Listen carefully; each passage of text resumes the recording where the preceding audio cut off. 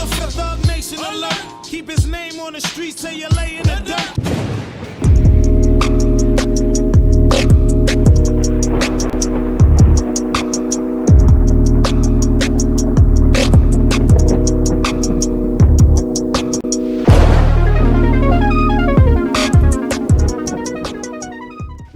The Troublesome album, which, you know, at the time Dan Quayle banned the album because,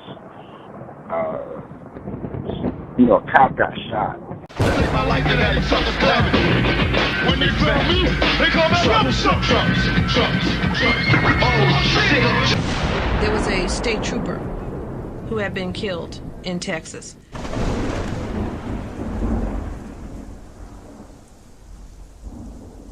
And the young black man who killed the state trooper claimed he was listening to a Tupac song. They finally pulled me over and I laughed. Remember Rodney King and I blast on this punk ass. And they mentioned his name at the Republican convention. Making money off a record that is suggesting it's okay to kill cops, and that is wrong. So, I mean, goddamn, the vice president talked about me. And then you got the vice president on TV saying this shit ain't no good, so of course it makes people think, oh my God, he's a true menace. You know why? Because my shit is different than the next man. My shit be telling niggas to off these old punk motherfuckers. My shit talk about swinging back. Only Gab can do it like this. The Troublesome album, which, you know, at the time Dan Quayle banned the album because, you know, a cop got shot. From off of Pac's first album, SOULJA Story, the dude was listening to the tape in his tape player in his car, and you know, and one of the verse in the song, one of the joints is like, I remember, you know, cops pulled me over and I laughed. I remember Rodney King and I blasted him. Right. So, but they found the tape, Tupac's tape, in dude's cassette player. So Dan Quayle was on some band and shit. So the Troublesome album got banned. That's what, you know, niggas in the pen. You know, I was on a lot of records on that album, but it got banned. So then Strictly for My Niggas came after that. So it's easy to say that Strictly was a lot different than the Troublesome album.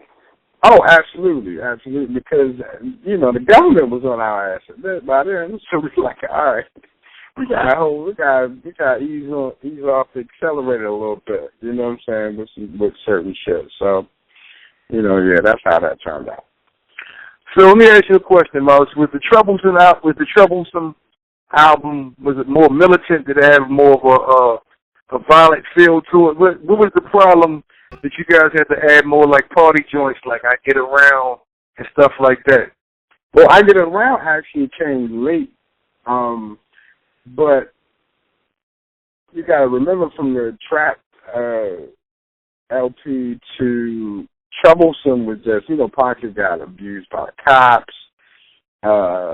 You know, a bunch of shit was going on at the time. You know, Shakur was still, you know, and he's still locked up, you know, free Shakur, but we was definitely on more militant and definitely a lot more aggressive because, you know, at the time it just felt like what the people needed, you know what I mean? Because, you know, we don't have a lot of,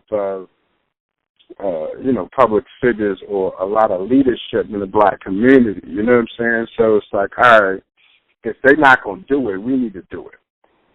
You know what I mean? We got thug niggas. We got all kinds of niggas who don't understand who they are and where they came from. You know what I'm saying? It's like we come from kings and queens. We smart as shit.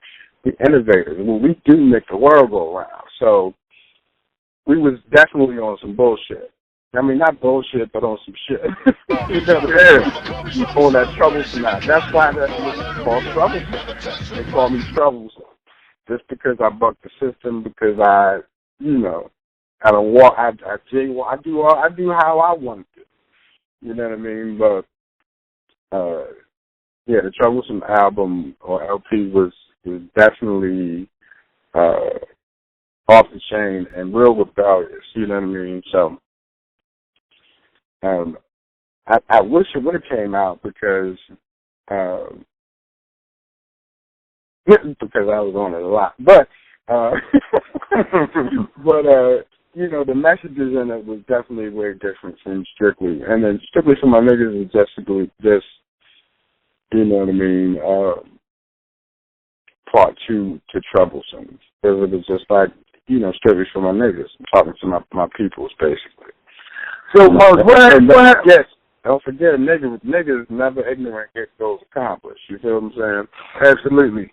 Mars, what happened to a lot of those tracks? Because one of them got Q, Mopreme, and Pac on there, strictly for my niggas in the pen. Fuck the law, rather draw in due time. Don't fuck with mine, cross the line. My 2 9s gon' buy out when I shoot 'em.